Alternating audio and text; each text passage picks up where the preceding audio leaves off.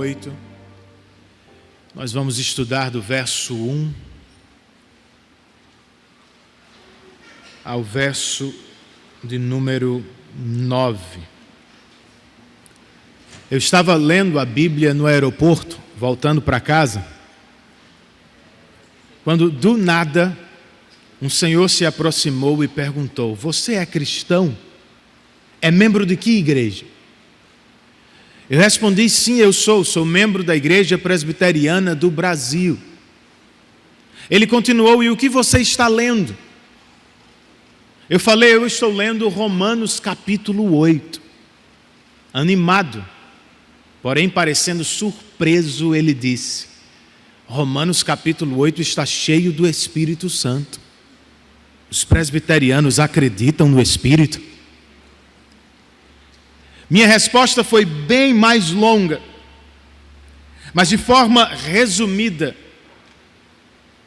Eu disse algo do tipo: "Irmão, sem o Espírito Santo a vida cristã seria inconcebível. Ou melhor, seria algo impossível de se experimentar." Você concorda comigo? É o que o apóstolo Paulo nos ensina ao início deste capítulo. De acordo com ele, os verdadeiros crentes são aqueles que andam ou vivem no Espírito Santo. Vamos ler o verso 5 para começar? Romanos 8 e verso 5, a palavra de Deus, o texto inspirado pelo Espírito de Deus, registra: "Quem vive segundo a carne tem a mente voltada para o que a carne deseja. Mas quem vive de acordo com o Espírito tem a mente voltada para o que o Espírito deseja." Vamos orar? Espírito Santo de Deus, agora que nos aproximamos de Tua palavra, Tua voz, nós queremos fazer das palavras do salmista as nossas nesta noite. Inclina os nossos corações para os Teus estatutos, ó Espírito, e faz-nos caminhar, viver nos Teus mandamentos. É o que Te pedimos, em nome de Jesus. Amém.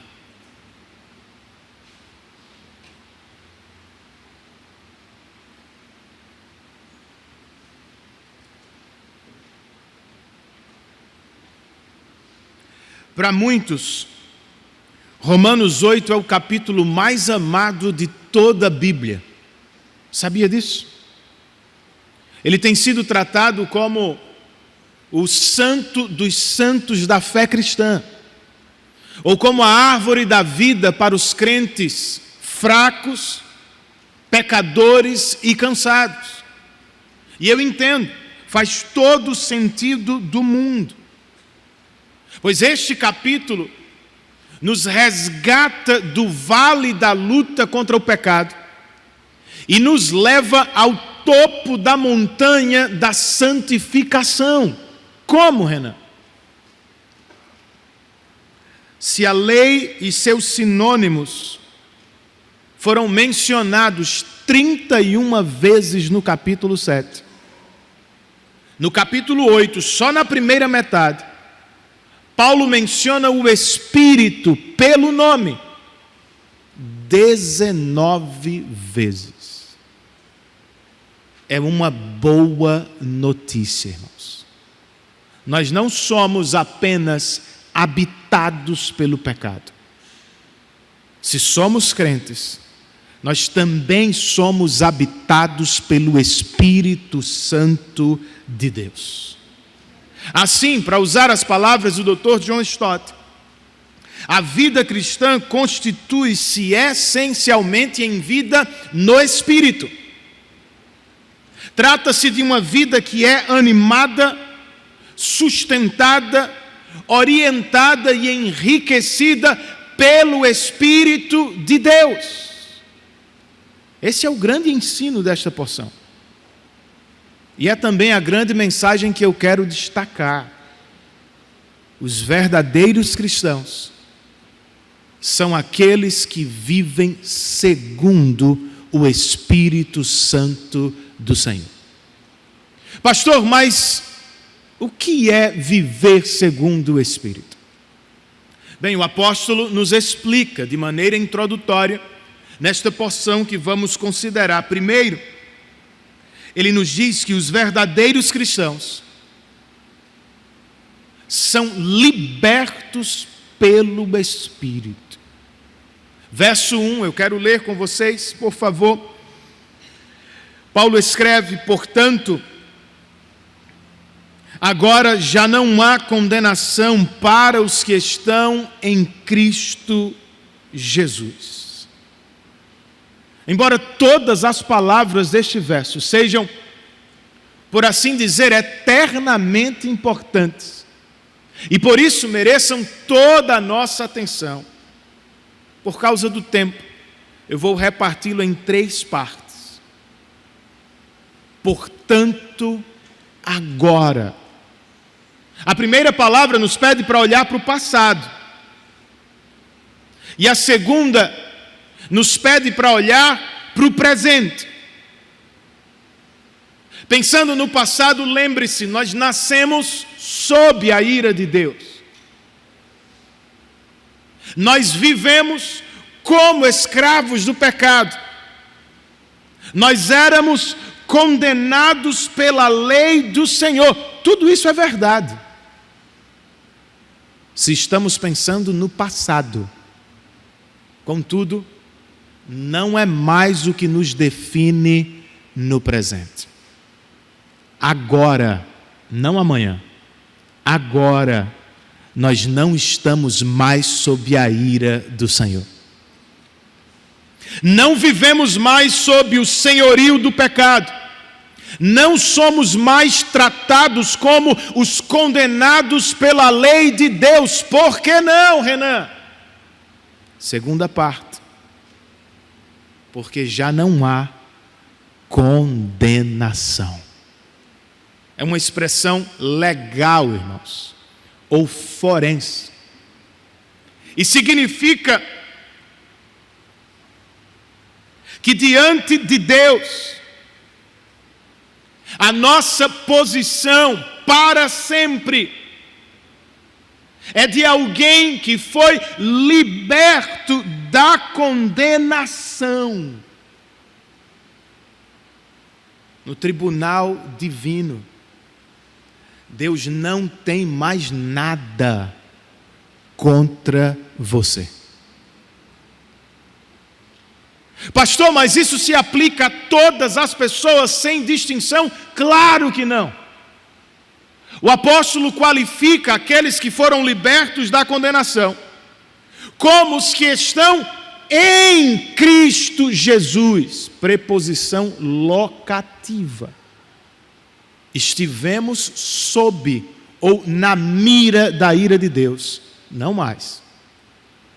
Agora nós estamos em Cristo Jesus. Para Paulo só há 2 tipos de pessoas no mundo.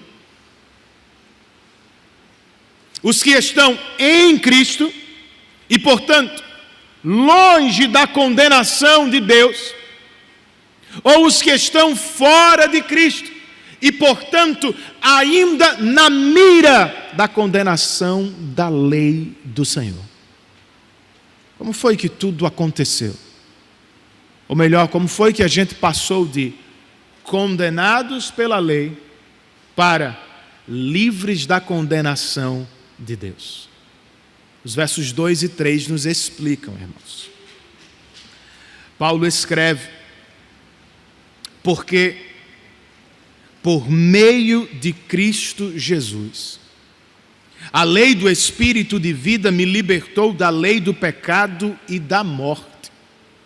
Porque aquilo que a lei fora incapaz de fazer, por estar enfraquecida pela carne, Deus o fez, enviando o seu próprio Filho, à semelhança do homem pecador, como oferta pelo pecado. e assim condenou o pecado na carne. São duas respostas. Perceberam? Elas estão marcadas pelos porquês. Por que é que não estamos mais sob a condenação da lei de Deus? Primeiro, diz Paulo, é porque a lei do Espírito de vida me libertou da lei do pecado e da morte. Por lei do pecado e da morte, Paulo tem pelo menos duas coisas em mente: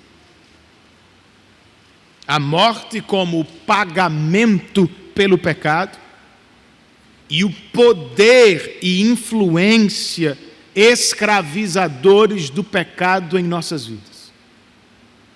Por lei do Espírito, de modo semelhante, ele também tem pelo menos duas coisas em mente. Paulo está falando, de um lado, do Evangelho, ou de como por meio de Cristo Deus nos libertou da condenação do pecado, mas ele também está falando de santificação, ou de como por meio do Espírito Deus nos liberta progressivamente da influência e do poder do pecado.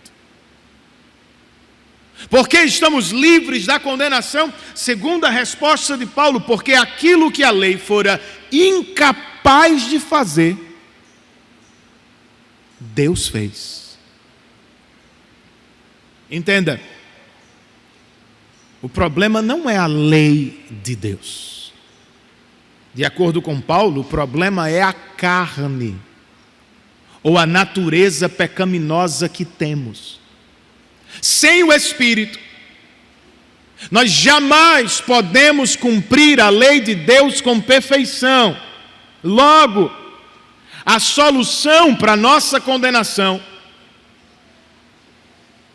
não é o que fazemos, é Deus e o que Ele fez por nós. O que foi que Ele fez, segundo estes versos que lemos? Ele enviou Jesus ao mundo. Quem é Jesus, irmãos? Segundo estes versos, Jesus é o próprio Filho de Deus, que se encarnou à semelhança do homem pecador. Paulo está defendendo a divindade de Cristo e a santidade dele em uma mesma sentença. Jesus não é obra de homem e mulher. Jesus é obra do próprio Deus, o Espírito, no ventre de uma mulher. Ele veio de fora, ele veio de Deus, ele veio ao mundo como aquele que foi enviado. Mas ele se tornou um de nós. Ele se encarnou. Mas Paulo faz questão de dizer que isso foi a semelhança do homem pecador. Ele é igual a todos os outros em tudo, exceto no pecado. Ele é o Filho Santo e Divino de Deus. Mas por que ele veio?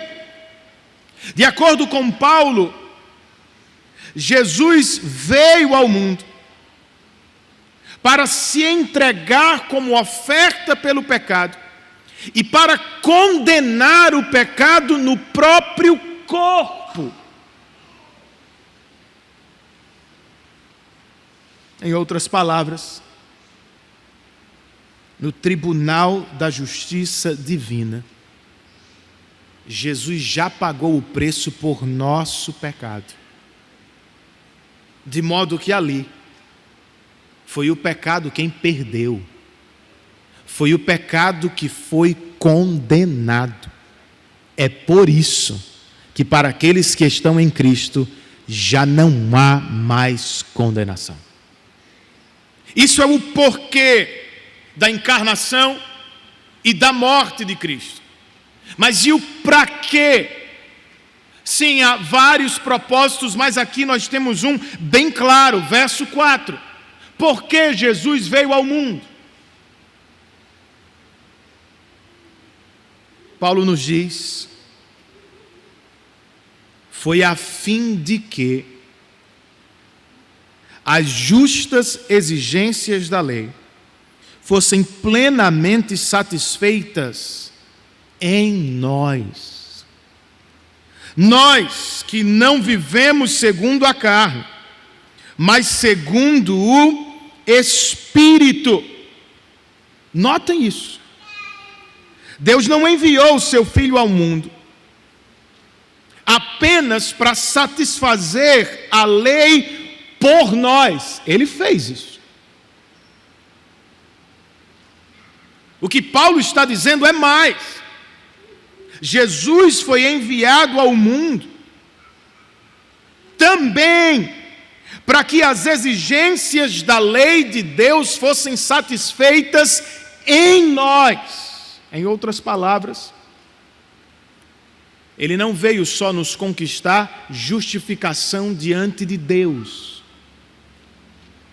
Ele veio nos dar santificação por meio de seu Espírito.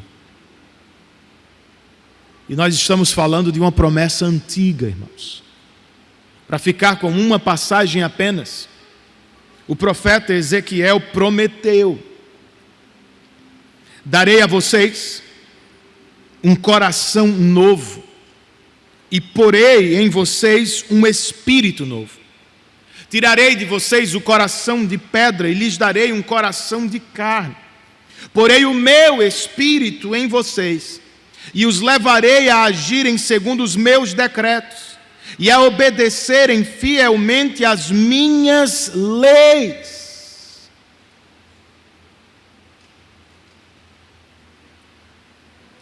A título de instrução e de crescimento, Romanos 8:4 tem muito a nos falar sobre o que é santidade cristã.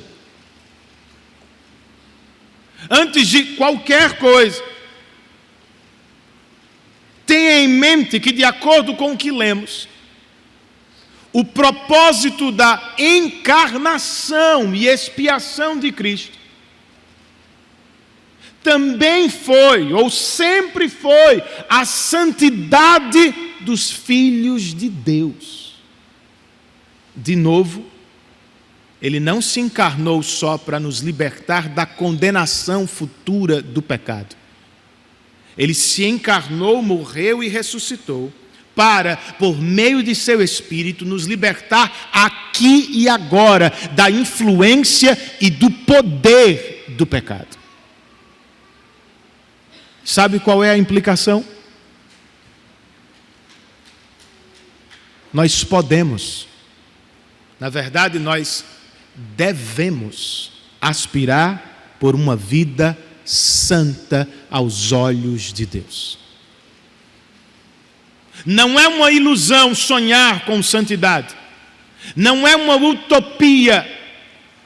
Nós não estamos falando de algo que nunca nos foi prometido. Não, irmãos. Paulo está dizendo que Jesus veio ao mundo a fim de que as exigências da lei fossem cumpridas em nós.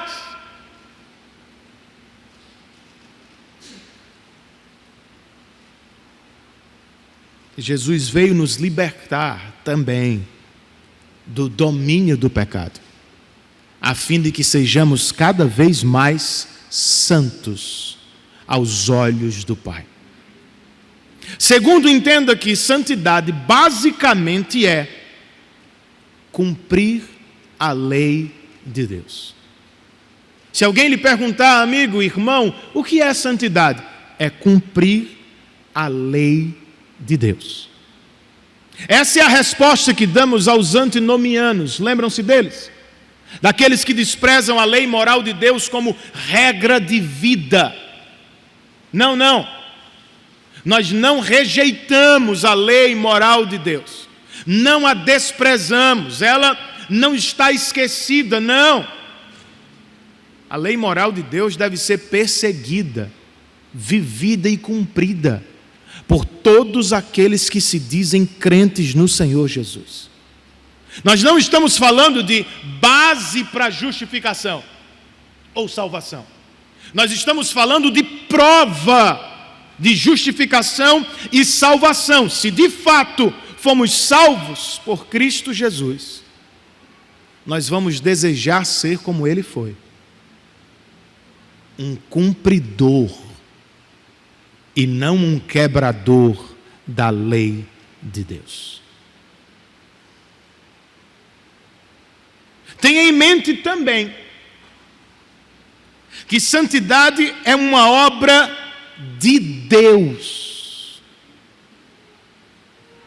Se no capítulo 7, Paulo nos diz que é difícil cumprir a lei, porque ainda somos habitados pelo pecado. No capítulo 8, ele nos promete isso é possível, porque o Espírito nos foi dado. O Espírito Santo, irmão, não é aquele que apenas lhe dá vida espiritual e depois some do mapa. Não. O Espírito que concede vida também a nutre, também a sustenta, também a desenvolve. É claro que nós temos parte nisso. É óbvio que precisamos lutar para crescer em santidade. Contudo, por agora, eu quero que você se lembre, nós não estamos sozinhos na obra da santificação. Se por obra de Cristo Deus nos declarou justos em seu tribunal, por obra constante do Espírito, Deus nos fará santos aos seus olhos. Nós não estamos sozinhos. E infelizmente, não é como todos os crentes creem. Sabiam disso? Muitos acham que estão sozinhos na obra da santificação e até pior, na obra da salvação. E é por isso que eles vivem eternamente em uma gangorra espiritual. Ora salvos, ora perdidos. Ora livres, ora condenados. Não, irmãos. Nós ainda estamos em processo de santificação, é verdade. É por isso que vencemos e perdemos algumas batalhas contra o pecado. No entanto, nada disso muda a nossa posição diante de Deus. Do que é que eu estou falando, gente? Portanto, agora, já não há condenação para os que estão em Cristo Jesus. Lembre-se disso quando pecar. E de quando Satanás surgir para acusá-lo. Você pode até concordar com ele em algo. Não, nós não somos perfeitos. Nós somos fracos e incapazes de agradar a Deus perfeitamente. Até aí, basta. Em algum momento desta conversa você precisa lembrar: nós não somos salvos pelo que fizemos ou deixamos de fazer. Nós somos salvos pelo que Deus fez por nós em Cristo. De acordo com o texto que acabamos de ler, Deus enviou seu Filho ao mundo não para nos condenar, mas para condenar nosso pecado na cruz do Calvário. Você precisa se lembrar ainda que nós não somos salvos porque somos capazes de manter uma santidade irretocável. Não podemos. Nós somos salvos porque Deus nos declarou justos em Cristo, o Santo de Deus. É porque estamos nele que agora já não há mais condenação sobre as nossas vidas. Lembre-se disso. Quando for criticado por irmãos e por amigos e colegas lá fora. Você não vai conseguir agradar a todos. Você não vai acertar sempre. Você pode, minha irmã, escorregar em palavras. E você pode escorregar em conduta. Não deveria acontecer, mas acontece. Ou não?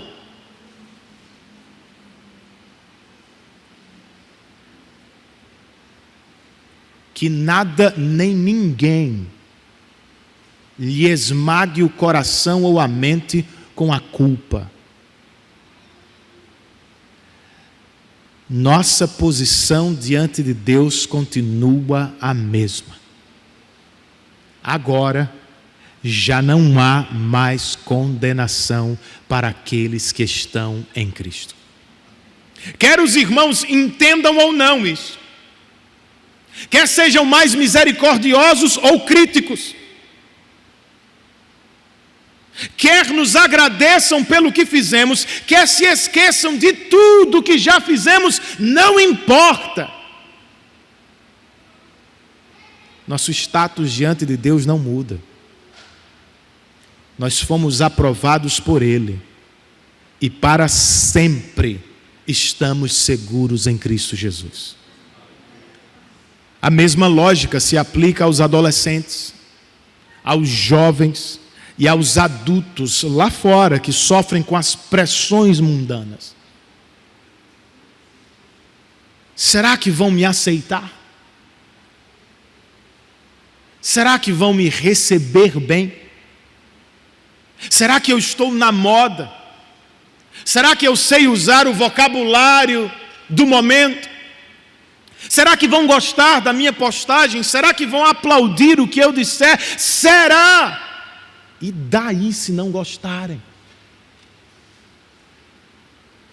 Que diferença faz se não te receberem? Se não curtirem a tua foto? Se não te aplaudirem? Se não te abraçarem? O que é isso? Se comparado à verdade de que em Cristo já não há mais condenação para mim e para você. Deus já nos recebeu, irmãos, e Ele jamais nos lançará fora. Lembre-se disso quando o sofrimento bater à sua porta. O inimigo se aproveita de tempos de sofrimento para nos sussurrar mentiras sobre Deus. Você está com câncer?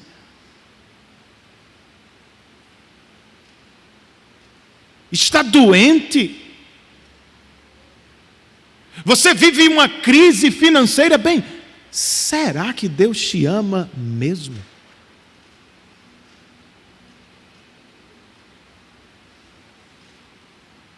Este capítulo vai explorar o tema do sofrimento em profundidade. Só no ano que vem agora. Mas com o primeiro verso, eu quero gritar só uma coisa aos seus ouvidos.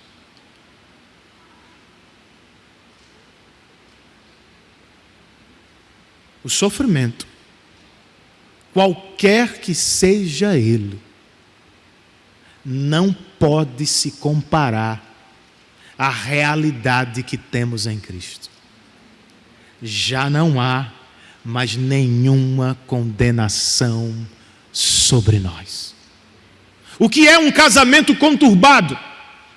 Me diga. O que é um tratamento difícil? O que é um filho incrédulo e rebelde? O que é viver uma crise financeira temporária se comparado à verdade de que em Cristo já não há mais condenação sobre nós? Cinco anos, 7, 10, 70 de sofrimento. Em breve, irmãos, por causa de Cristo, nós gozaremos em plenitude de tudo tudo que Deus nos deu no Calvário. Em breve o sofrimento não fará mais parte da nossa vida. A luta contra o pecado vai desaparecer. As crises que enfrentamos não serão sequer lembradas. Para sempre estaremos com Deus, gozando de sua plenitude e comunhão. Então aguente firme. E olhe para frente.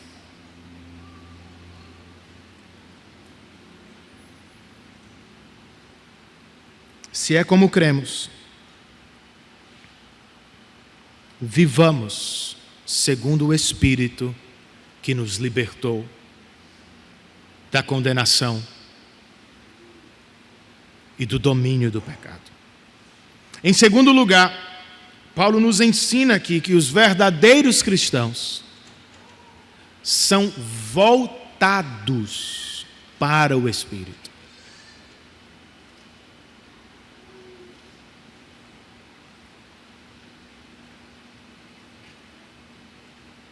Essa é uma boa prova para aqueles que se perguntam sobre a salvação. Estamos dentro ou fora do reino de Deus? Fomos ou não justificados por Cristo? O Espírito está mesmo nos santificando diariamente? O verso 5 é um excelente ponto de partida, irmãos. Paulo escreve: quem vive segundo a carne tem a mente voltada para o que a carne deseja. Mas quem vive de acordo com o Espírito tem a mente voltada para o que o Espírito deseja. A primeira coisa pela qual precisamos procurar para avaliar nossa condição espiritual é a direção para a qual nossa mente mais se volta. Ou é a direção para a qual a nossa mente se volta corriqueiramente. Paulo não está falando aqui meramente de pensar em algo. Quem sabe de vez em quando, pontualmente não. Ter a mente voltada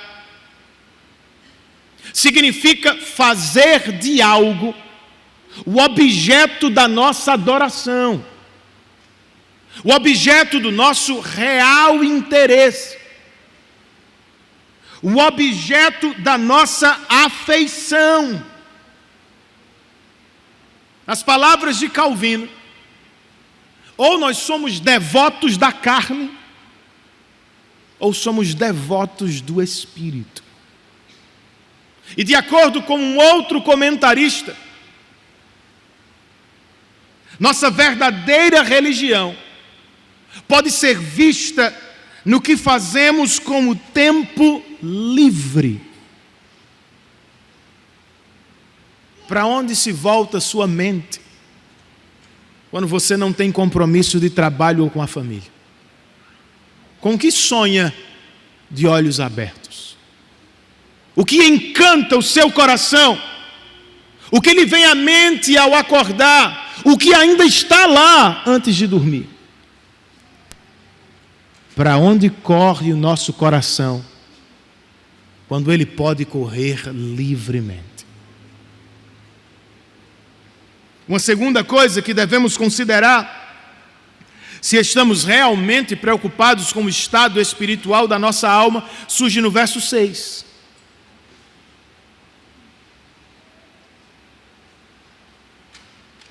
O apóstolo escreve: a mentalidade da carne é morte,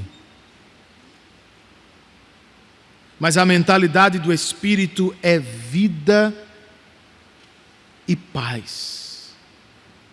São consequências concretas, palpáveis.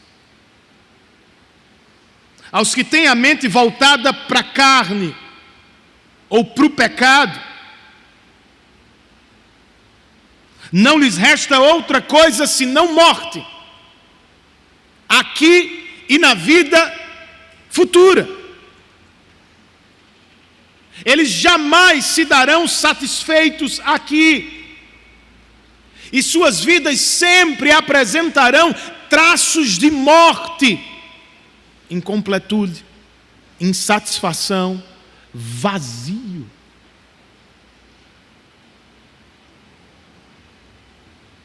E tal vida vai desembocar em uma experiência semelhante, só que pior e para todo sempre. Aos que têm a mente voltada para o Espírito, por outro lado, o que lhes cabe é a vida e a paz, agora e por toda a eternidade. Ainda que de maneira imperfeita, os santos serão cada vez mais felizes no Senhor aqui. E mesmo que atravessem provas, tribulações e aflições, eles sempre o farão em paz com Deus, lembrando que Deus os ama e jamais vai abandoná-los na provação. É uma experiência maravilhosa. Mas eu te pergunto, é a sua experiência? Avalie-se, de acordo com Paulo, usando a mente.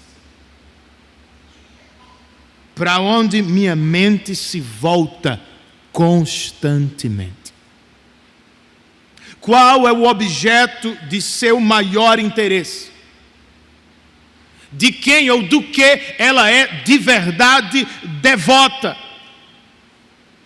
Para saber onde está espiritualmente, se dentro ou fora do reino. E para descobrir como se acha espiritualmente, se doente ou saudável, fraco ou forte, nós precisamos lidar com perguntas assim.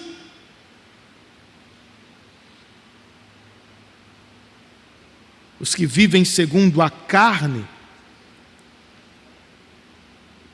ou sob a influência de sua natureza pecaminosa, naturalmente se voltam para o que a carne deseja. E os que vivem segundo o Espírito, ou seja, os que nasceram de novo por obra do Espírito, sobrenaturalmente terão suas mentes inclinadas para as coisas do Espírito.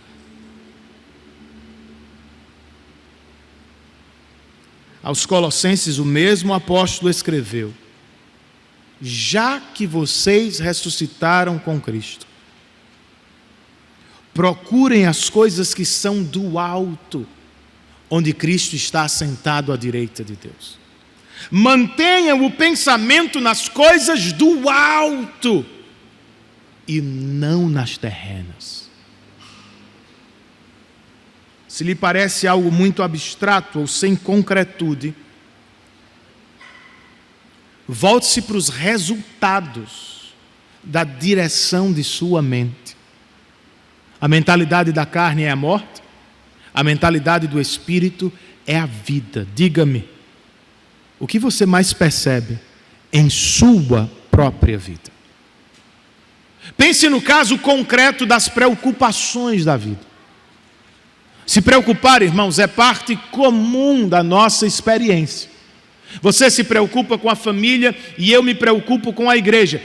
Tem que ser assim. Mas a questão é: como respondemos às preocupações? Todos nós nos preocupamos, mas nossas respostas podem ser diferentes. Se é a mentalidade da carne que lhe dirige, as preocupações da vida serão paralisantes, debilitadoras, adoecedoras. Por quê? Porque você está sozinho. Depende de sua própria força e inteligência. No entanto, se é a mentalidade do Espírito que lhe guia,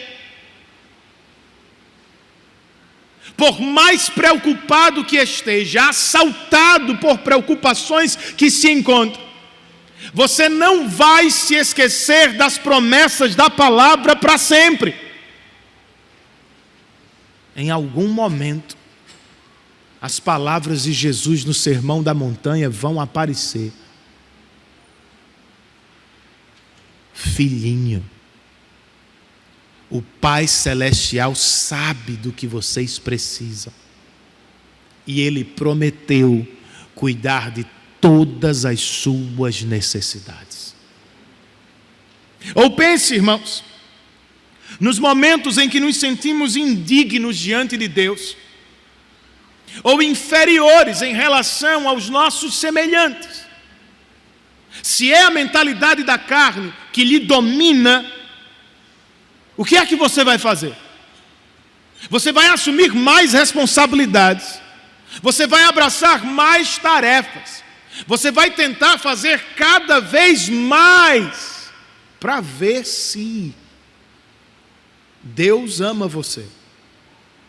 Se os homens aceitam, valorizam o que você é ou faz. Uma vida assim vai dar em muito cansaço, em muita frustração e em alguma experiência de morte.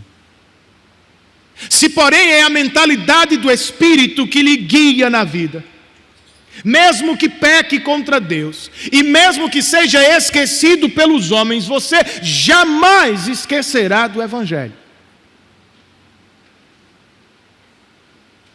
Deus já nos perdoou em Cristo. Se Ele podia nos valorizar, Ele já o fez em Cristo. Por pura graça e para a glória dEle, Ele nos salvou e nos adotou em sua família como seus filhos. Ou pense ainda na consequência eterna de se ter uma mente voltada para a carne ou para o que o pecado deseja. Não é pouca coisa. De acordo com Paulo, a mentalidade da carne é morte. É morte aqui, nas experiências de insatisfação, incompletude e vazio, mas é morte no porvir, separação de Deus e tristeza eterna por não se achar em comunhão com Ele. E eu quero que você me ouça, especialmente agora. Por vezes nós ouvimos, inclusive de crentes, Deus odeia o pecado, mas ama o pecador. Quem nunca ouviu isso? Quem nunca falou isso? Ou então, Deus ama todos incondicionalmente. Isso é mentira, irmãos. No dia do juízo final, Deus não vai enviar pecados ao inferno. Já parou para pensar nisso? Ele vai enviar pessoas. E por mais que por agora, de fato, todos experimentem algum amor de Deus, alguma misericórdia de Deus, não será assim para sempre. Como se deu na arca de Noé, a porta da misericórdia de Deus vai se fechar para os pecadores impenitentes. Por isso, antes que seja tarde demais, arrependa-se de uma vida que despreza e desconsidera Deus, e prostre-se diante dele em fé e adoração.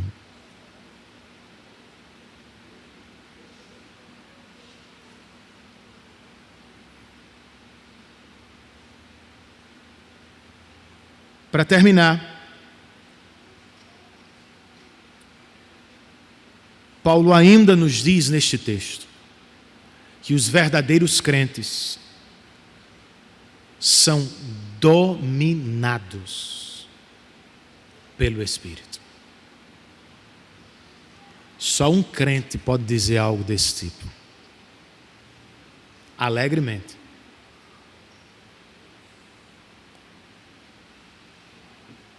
Versos 7 e 8. A mentalidade da carne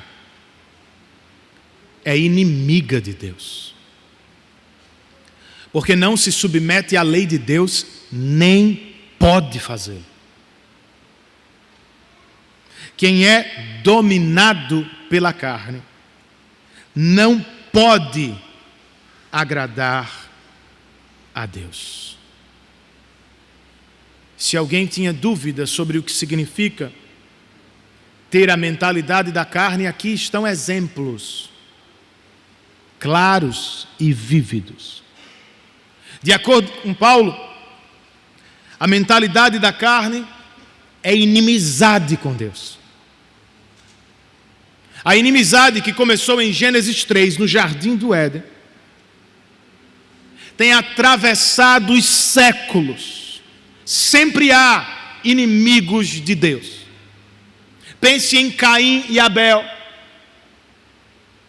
no Egito e os hebreus escravos, em Saul e Davi, na Babilônia e nos judeus, em Herodes e Cristo, no mundo e a igreja. Essa inimizade se manifesta sempre quando o governo e governantes se levantam para perseguir o povo de Deus, ou quando ideias e pessoas rejeitam a verdade de Deus na nossa cara.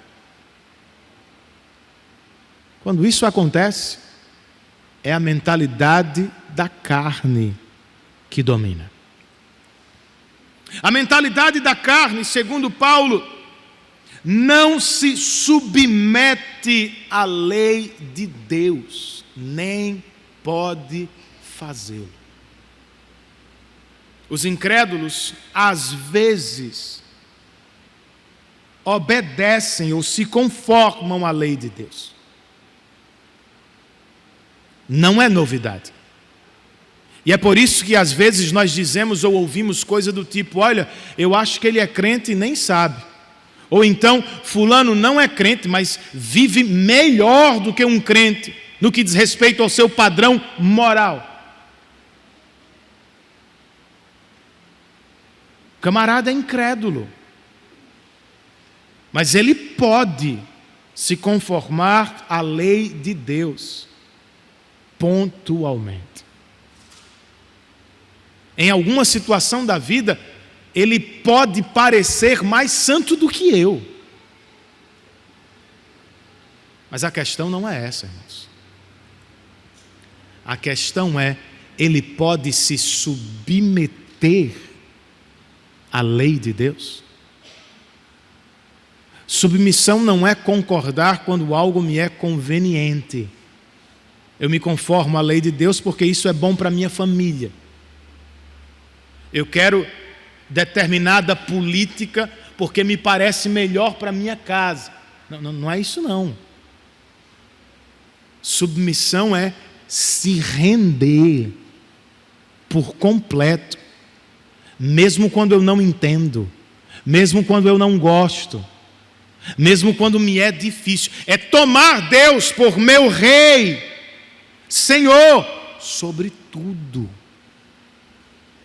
Será que sem o Espírito alguém pode fazer isso?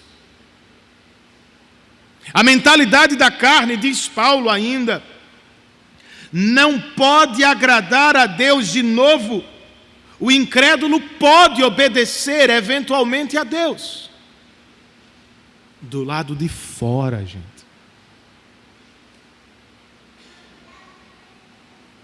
Mas para Deus a questão nunca é meramente a externa.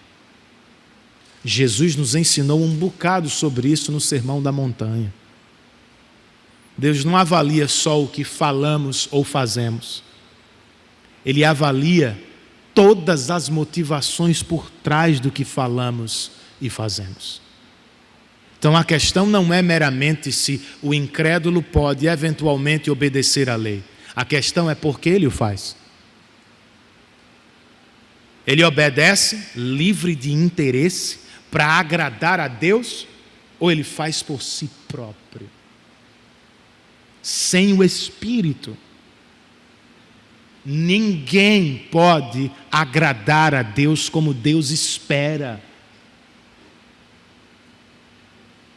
Porque ainda se está sob o domínio da carne. É o pecado que ainda governa mente e coração, e tal mentalidade é inimiga de Deus. Detesta Deus. Todos estão na mesma condição? Graças a Deus, não. A coisa vira no verso 9.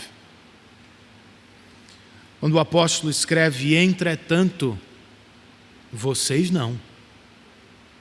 Vocês não estão sob o domínio da carne, mas do Espírito. Se de fato o Espírito de Deus habita em vocês. E se alguém não tem o Espírito de Cristo, não pertence a Cristo. Se muitos continuam dominados pela mentalidade da carne, muitos outros, diz Paulo, já foram libertos. Para quê, pastor? Para ser livre, completamente livre, no sentido de fazer o que der na telha, na hora que quiser e com quem quiser? Não. Nós já tratamos disso. Nós somos libertos da mentalidade ou do domínio do pecado. E agora Paulo diz, nós somos dominados pelo Espírito.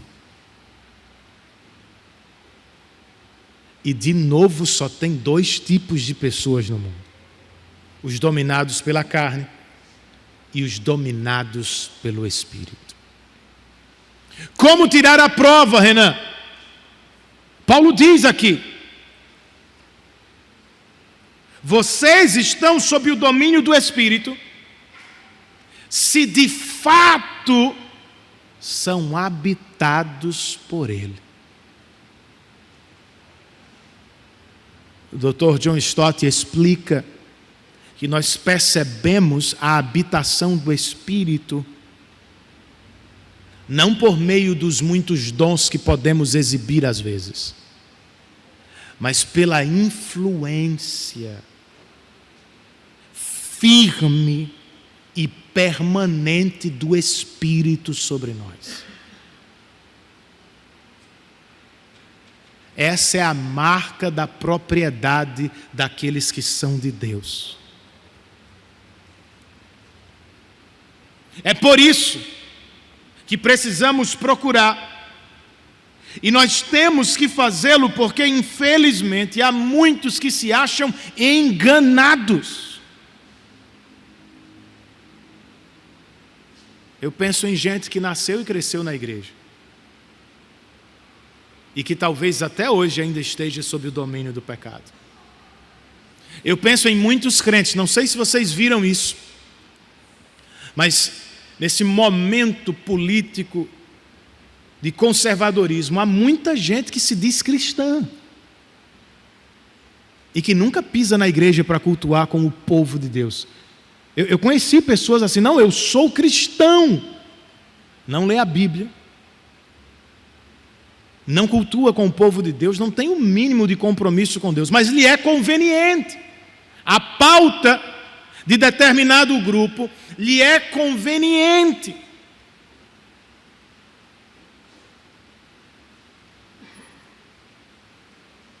E se elas estiverem enganadas? E se alguns de nós estivermos enganados?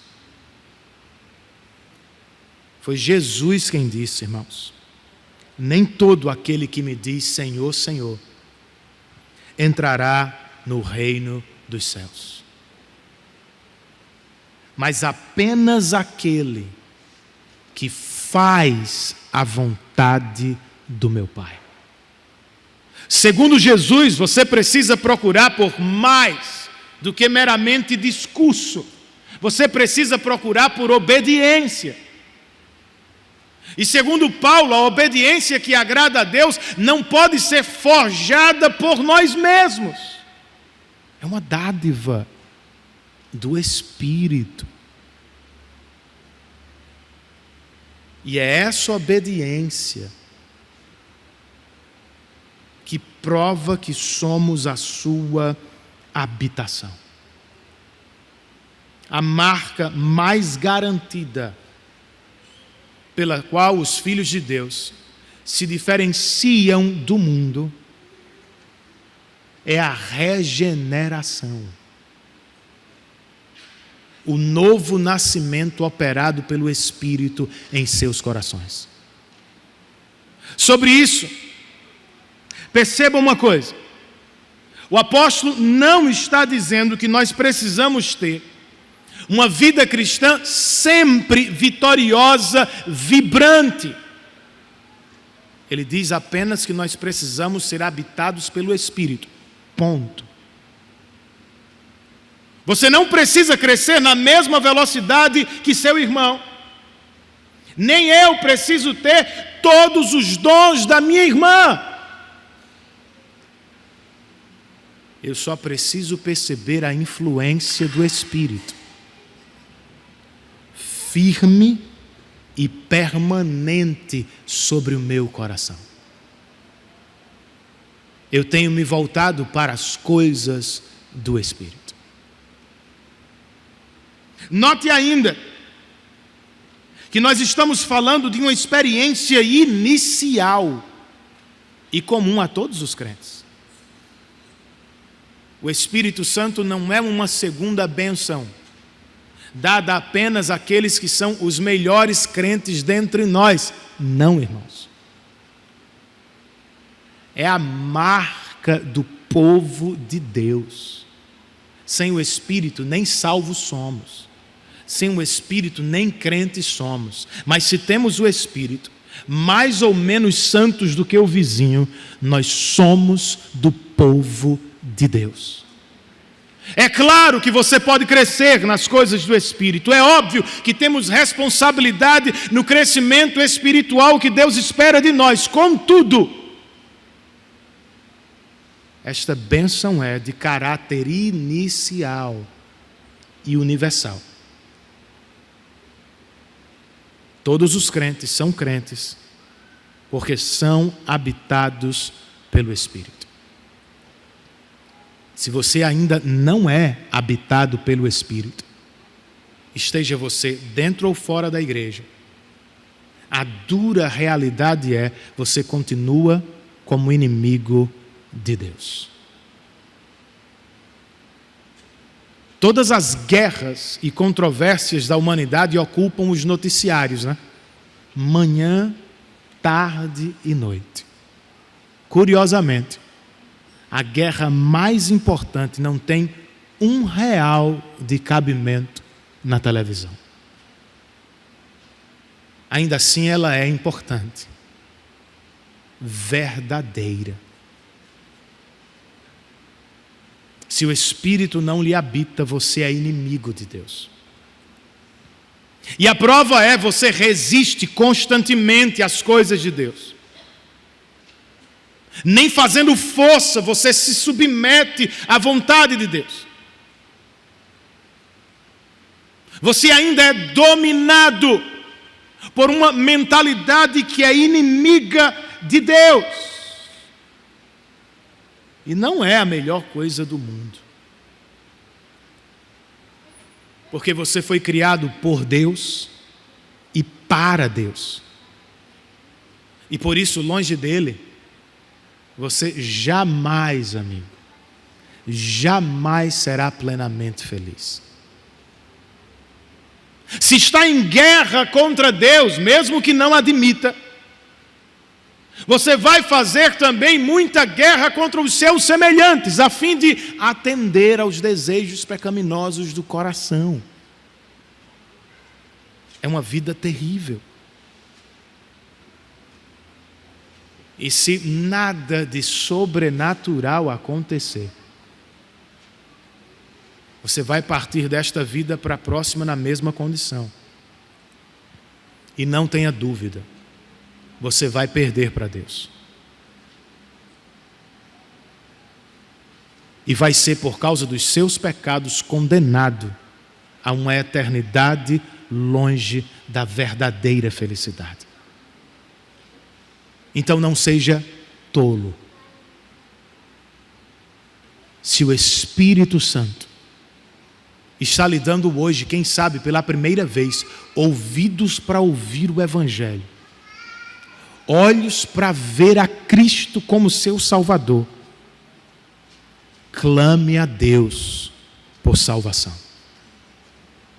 Nós não estamos falando meramente de uma salvação que vai livrá-lo do inferno no futuro. Vai também. Estamos falando de muito mais. Esta salvação pode lhe colocar dentro do céu, ainda na terra. Começar a comunhão que você vai ter com Deus para sempre e plena, aqui e agora. Por que alguém não receberia isso? Eu espero que você receba. E eu espero que todos os crentes tratem o Espírito Santo de Deus como uma grande dádiva. Pois como disse aquele senhor no aeroporto, sem o Espírito não tem vida cristã. Seria inconcebível, impossível, mas pelo Espírito, nós nascemos de novo para Deus. Pelo Espírito, nós seguiremos crescendo em santidade aos olhos do Senhor. Curve a sua cabeça comigo, feche os seus olhos e ore nesta noite a Deus, o Espírito Santo, clamando por novo nascimento, clamando por santidade, por crescimento espiritual no Senhor.